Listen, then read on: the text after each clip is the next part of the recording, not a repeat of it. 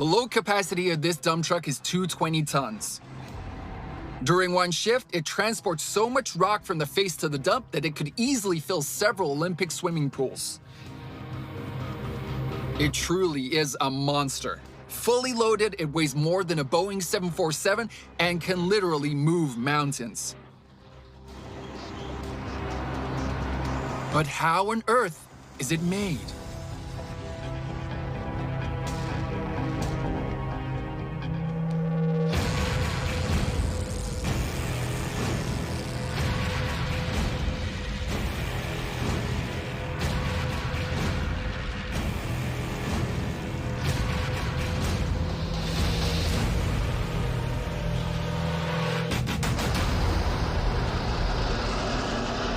These huge monsters are created by everyday, run-of-the-mill people, hundreds of kilometers from Minsk in a small town called Zhojina.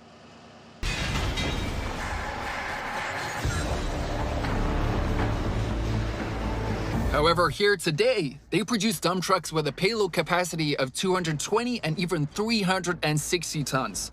To do so, new equipment and new approaches to production are needed. The insides of these monsters are not made via a line system as before, but in one place on modern 5-axis milling machines. Essentially, the turner just needs to set the workpiece correctly, and then the computer will do everything by itself.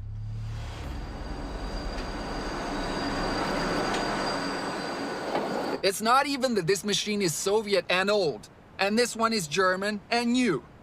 The point is that it uses this chisel cutter as a cutting tool. In one go, it scrapes off a fraction of a millimeter of metal. And here, use this kind of cutter, it spins at breakneck speed.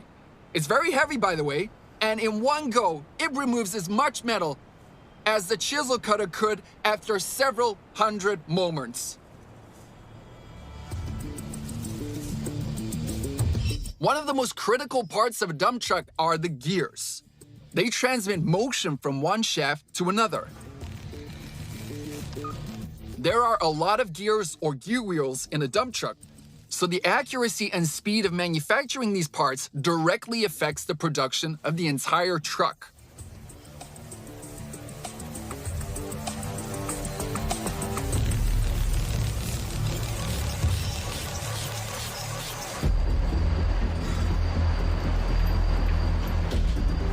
After the finished part is removed from the machine, it is sent to the measuring laboratory.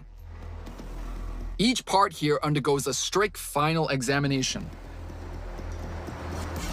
A special device with an artificial ruby on its tip probes the item and checks its parameters against those of the electronic blueprints on the computer.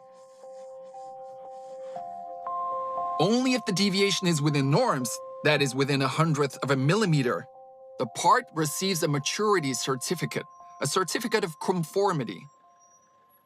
Now the most interesting things are about to happen in the life of this gear graduate. Fire, water, and copper pipes lie in wait for it, literally.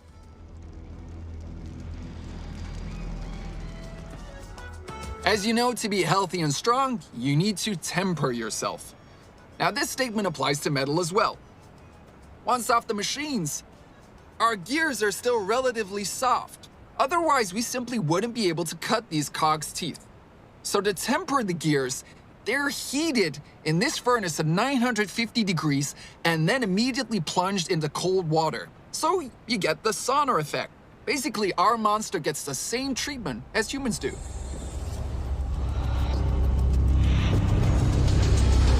After tempering, the gears are sent to the assembly line.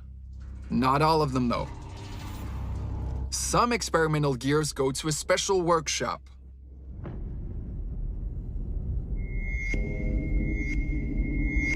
While their function isn't one to be envied, it's certainly to be revered. They will have to sacrifice themselves for the sake of creating new mechanisms and machines. All new parts of the BelAZ undergo mandatory testing here in the so-called experimental shop, a place where they are cruelly mocked. Well, that is, they are tested, compressed, stretched, checked for strength, wear resistance, and so on. Basically, before a gear like this, for example, goes into production, about 100 prototypes will be mercilessly destroyed here.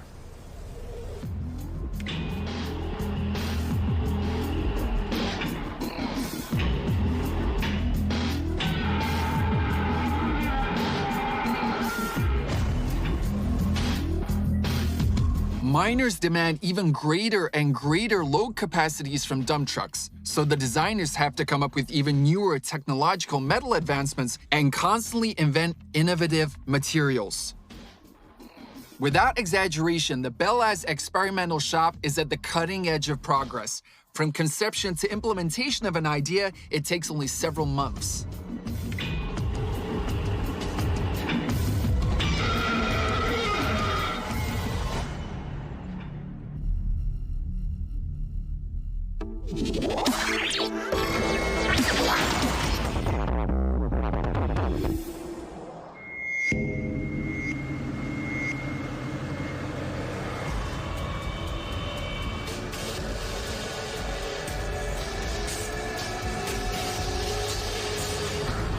At one time, the introduction of a new operation principle to this dump truck became a technical revolution in itself.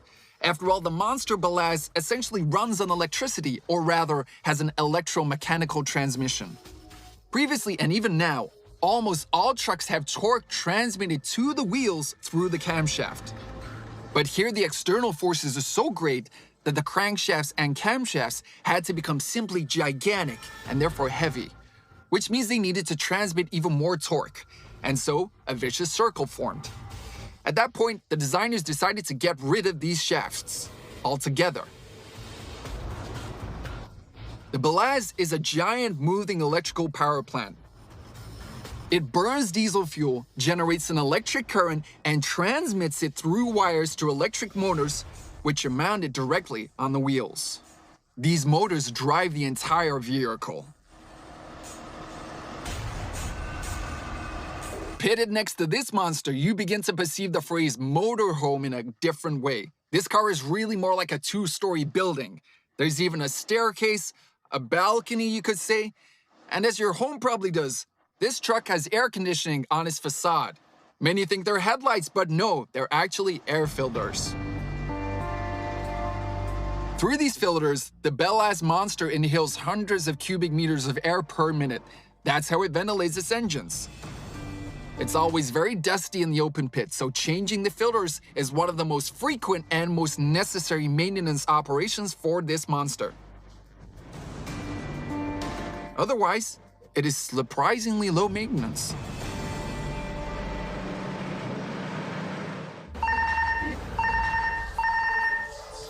Yes, hello. How may I help you?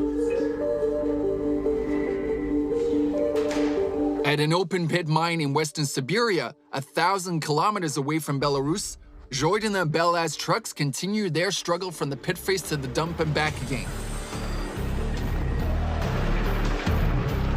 Any damage on such a monster can stop the work of half the quarry. Therefore, the condition of the BelAZs is monitored around the clock in real time in a special situation center.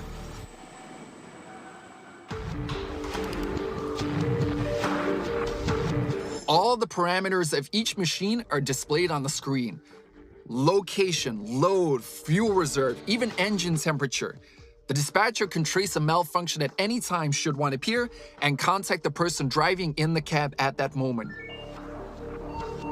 Attention, Route 50, handover. Roger.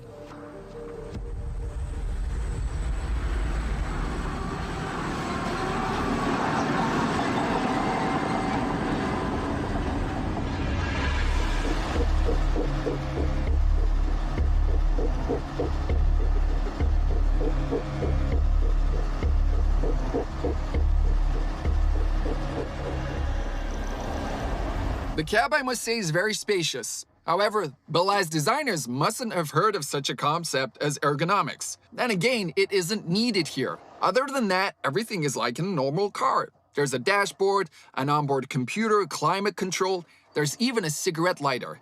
And here's another curious thing. There are 3 pedals, but this one here's not the clutch, it's an automatic gearbox. This monster has 2 brake pedals, one is the main brake and the other is for emergencies.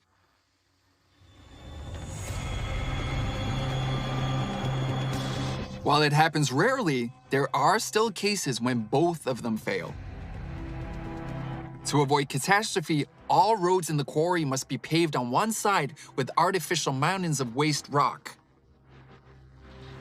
Should anything go wrong, the driver can simply steer the truck into this obstacle. The BelAZ will ram into it like a bull into a gate and stop. And after that, there won't even be any dents on its sides, as its body is made of high-strength alloy steel.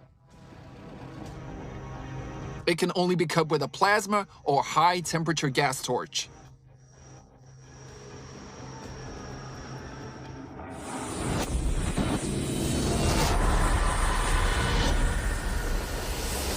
Now, the gas torch section is somewhat like a tailor's cutting table. Only instead of scissors, there is a high-temperature flame, and instead of fabric, there is a thick sheet of high-strength steel. Moving along special templates, the gas torch cuts out parts of absolutely any shape. Everything that's trendy and in season, so to speak.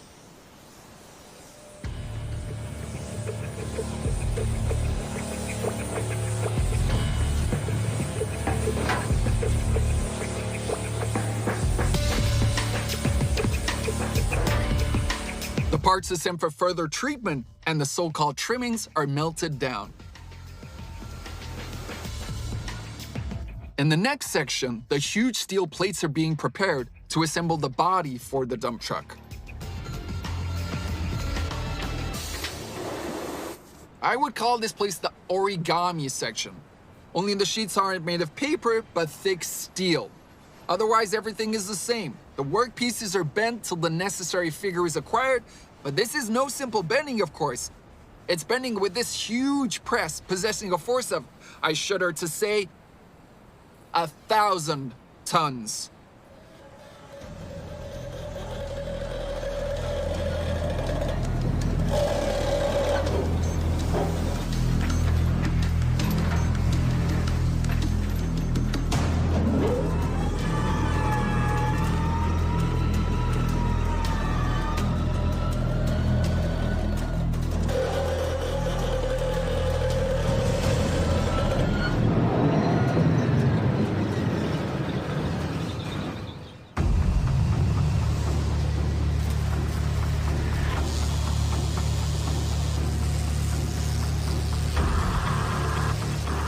The specially bent sheets are then joined together on very large welding machines. Also, the dump truck body is not completely assembled at the factory, as it would simply not fit on any railroad platform, and it would be impossible to deliver it to the open pit. The largest part of the BelAZ is made of 3 parts. The left side, the right side, and the center part are manufactured separately. The customer then assembles them into one whole right on side of the quarry using ordinary bolts.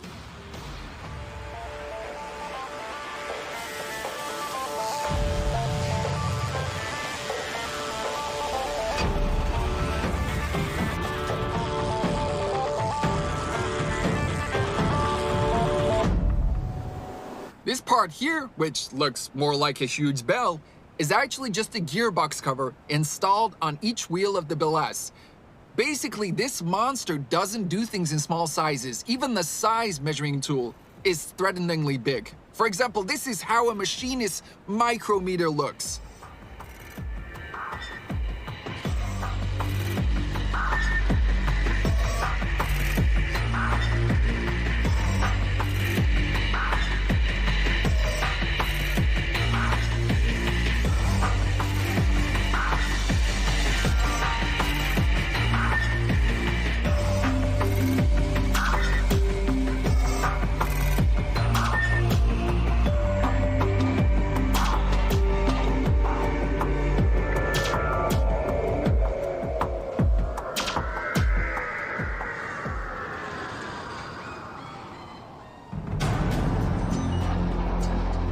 Our coal mine in Western Siberia has a problem. One of the 220-ton BelAZ vehicles has suddenly stopped.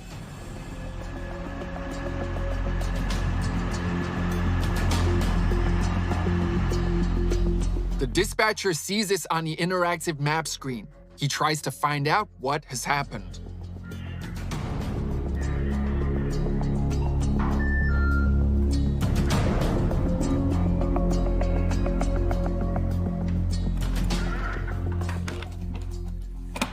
Base control.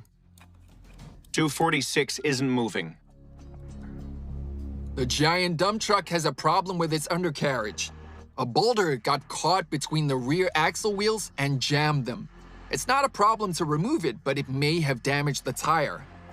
To check this, the BelAZ is urgently driven into a box.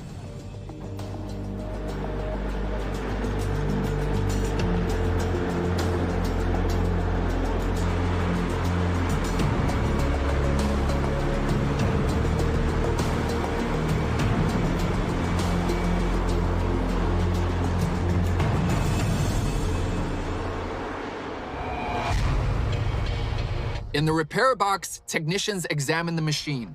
Here, the worst fears are confirmed. This monster can't work anymore for now. One of its wheels must be replaced.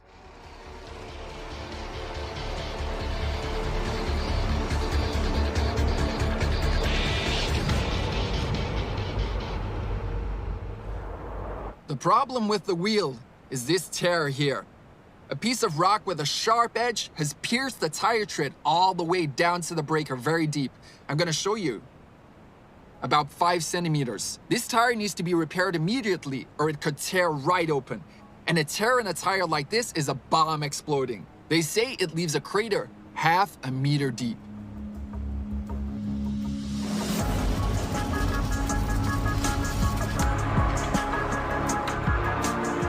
A set of tires for this car costs about 100,000 US dollars.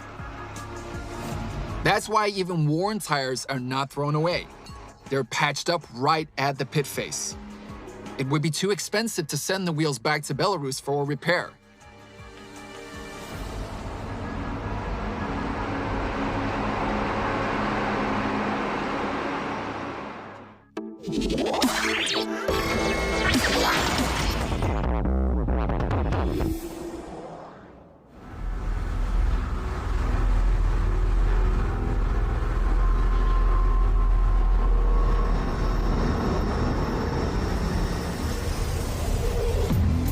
The wheels for the BelAZ are made at another Belarusian plant in Babruisk. It was specially built to supply tires for heavy quarry equipment. The wheel of a 220-tonner is a one-off product and therefore almost entirely handmade.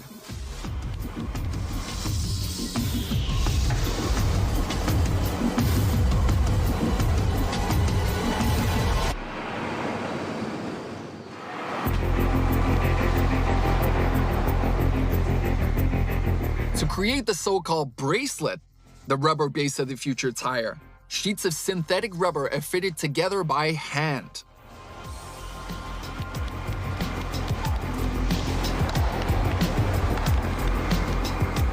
Layer by layer, the workers build up the base of the tire. Several different grades of rubber with different properties are used here. After vulcanization, they are all sintered into a homogeneous mass. But in the meantime, the bracelets are put on a hollow mold, one by one.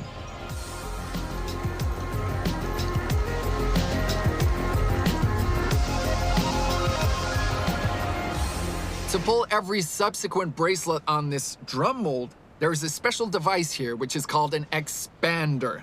The name speaks for itself, of course. Here you can now see it. It simply stretches our workpiece and puts it on this drum here, like women's tights slip onto a leg.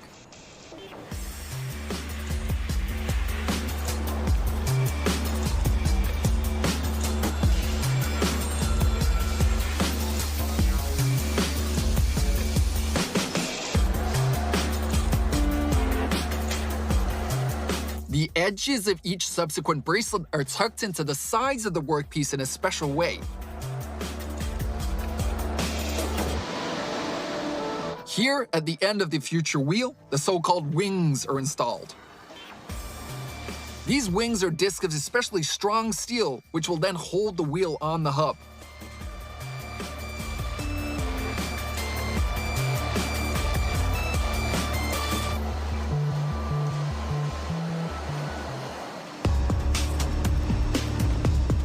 As a result, a rubber tube is obtained which will become the inner base of the tire. Now it must be covered with an outer layer of particularly strong rubber, which after heat treatment will become the tread of the tire.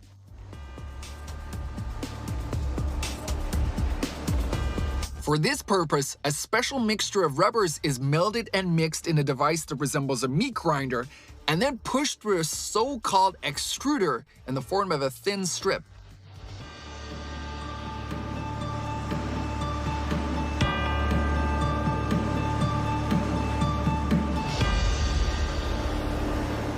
After that, the rubber strip is cooled down slightly on this water-filled drum, and then it passes onwards.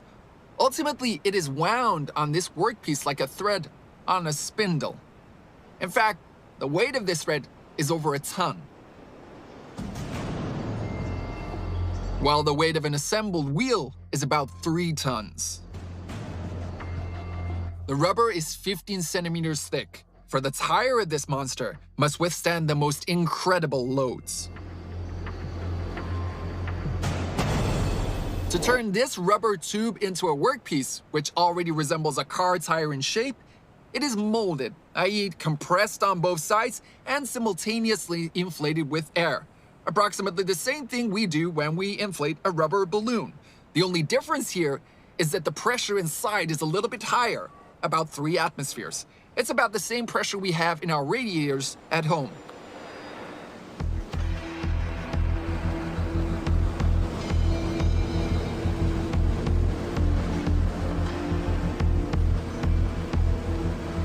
After molding, the workpiece already acquires an appearance close to that of the finished wheel. However, now it's just a layer cake containing different grades of commercial rubber and steel wire. And it's a soft cake at that. For the wheel to be able to withstand the weight of a huge BelAZ, it needs to be vulcanized. This process takes place in huge ovens called autoclaves.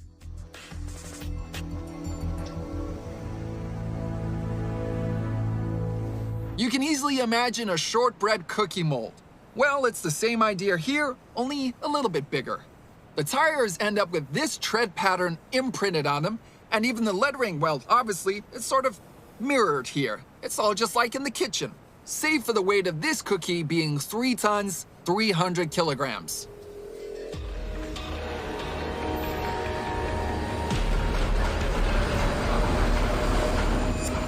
From a chemical viewpoint, during vulcanization, the disparate molecules of rubber are built into a single spatial grid.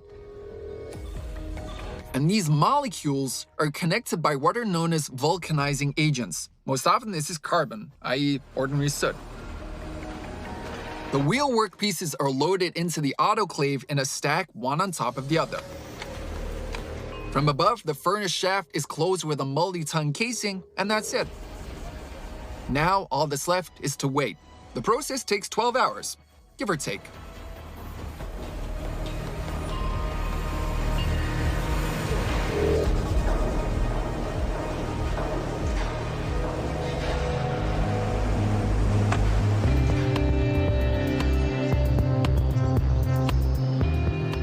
The finished wheel is thoroughly and meticulously inspected to root out the slightest defects.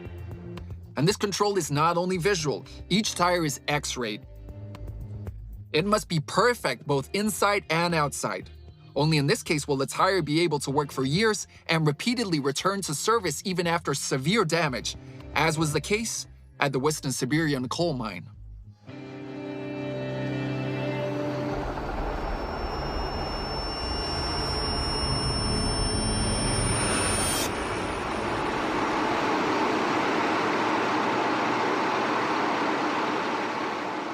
After the repair, the wheel looks like this. They simply put a kind of patch where the piercing occurred, a patch made of especially strong rubber. I've got a sample here. No matter how hard I tried, I couldn't tear it. So now this tire will last for several thousand kilometers without any problems. Touch wood, I wouldn't want to jinx it.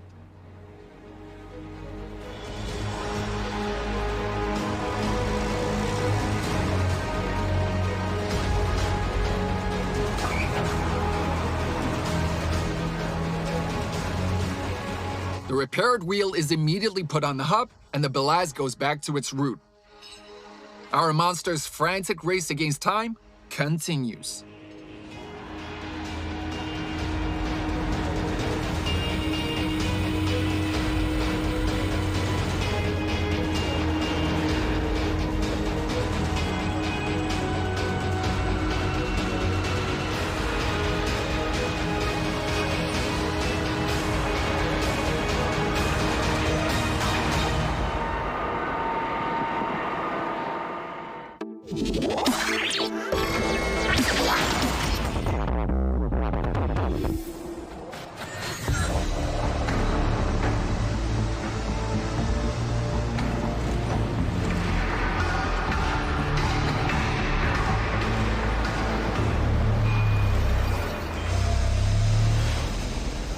The absolute record time for changing all 4 wheels on a car is 2.5 seconds, which was set at a pit stop during a Formula One race.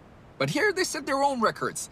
This wheel assembly here, weighing about 5 tons, just takes 10 minutes to install. And here, by the way, there are 24 nuts, each measuring 41 millimeters in diameter. The nut driver generates a force of several hundred kilograms.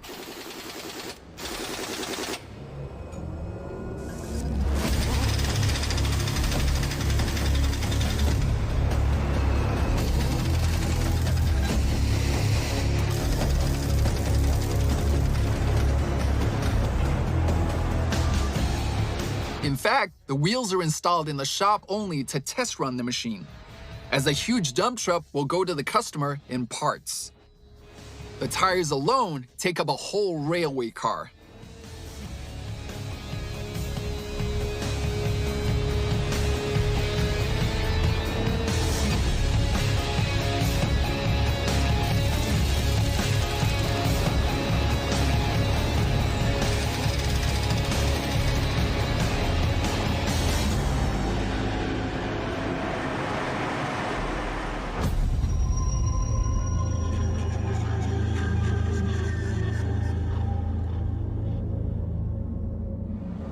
The BelAZ's brakes are disc brakes. We can say pretty standard vehicle brakes. 2 pairs of pads. When you press the brake pedal, the pads compress this disc and thus stop the wheel. But the force of this compression is astonishing. It's several tons. To stop such a hulk, you have to use a lot of energy.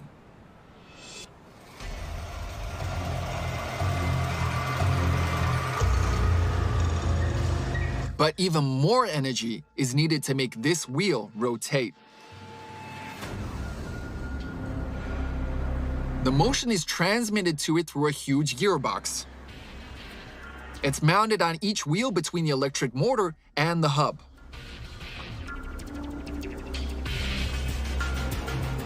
Its job is to increase torque. In other words, it turns rotational speed into rotational force.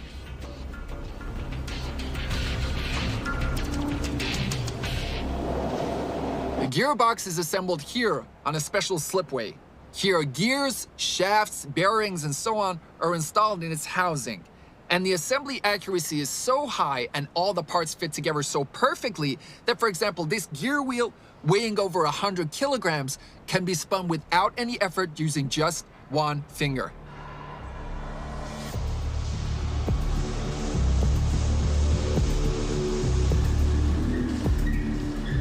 The 2 BelAZ traction motors on which these gearboxes are mounted consume 1,400 kilowatts.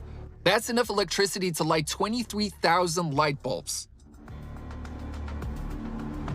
Owing to such an amount of energy, this machine is powered by a huge diesel engine.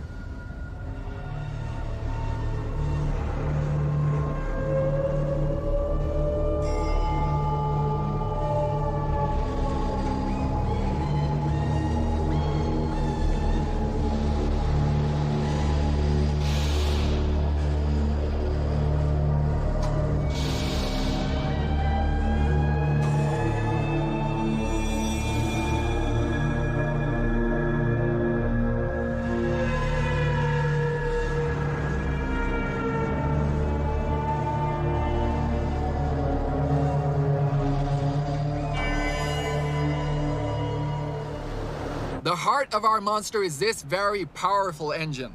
However, it works in the same way as a normal passenger car. On internal combustion, the cylinders are V-shaped, but here we have slightly more of them, 16, and the volume of each of these 16 cylinders is almost 4 liters.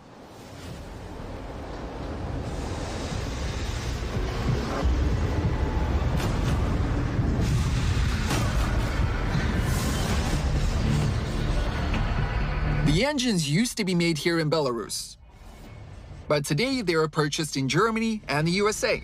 It is hard for one small country to build such a big machine. This plant now has many suppliers all over the world. Meanwhile, the BelAZ truck is hauling the Belarusian economy on its back, in every sense.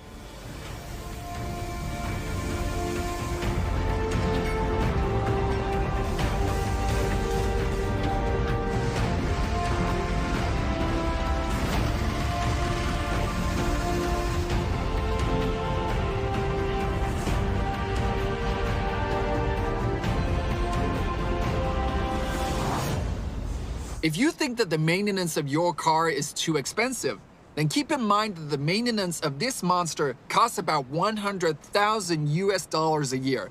Although, no surprise there. For example, to inspect the engines, it's not enough to open the engine compartment.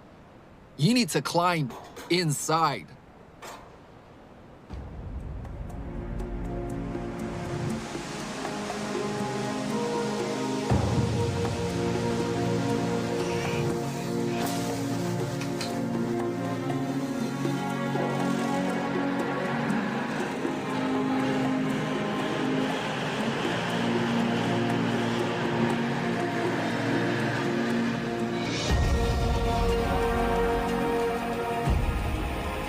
Reliable, simple, trouble-free, like a Kalashnikov assault rifle.